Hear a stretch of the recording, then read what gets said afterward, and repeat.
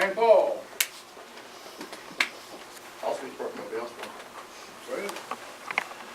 First of all, I want to say something about that's relevant to this school we're in. It's closing. That's something to keep in mind as I tell you something else. I was at Hewlett Packard when Carly Fiorina took over.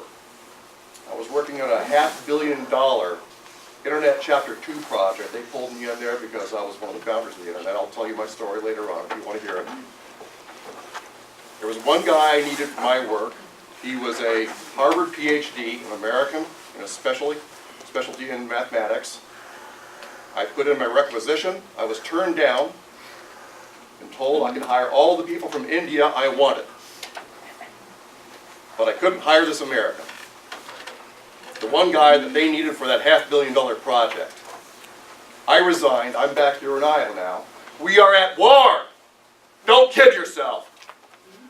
Right now, Silicon Valley is mostly foreign-born, and they know what they're doing.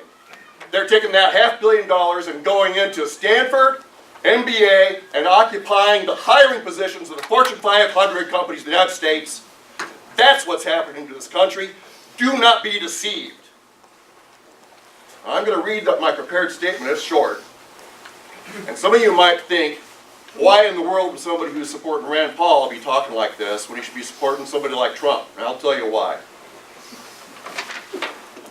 The nation of immigrants is replacing the nation of settlers, which the U.S. Constitution calls both we the people and our posterity. The cost of replacement reproduction has exploded in the last 50 years, as young women have become the object of a bidding war between the economy and the family.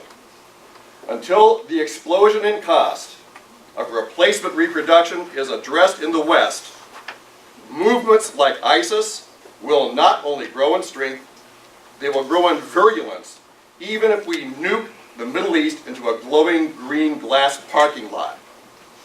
Our blindness to the genocidal consequences of feminism only adds to the horror of the West as perceived by societies that haven't gone utterly insane.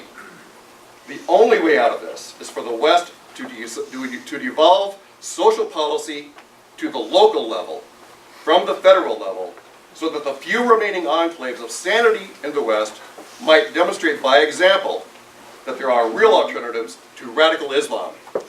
The 10th Amendment reserves to the states power over social policy, which federal anarchy has arrogated to itself.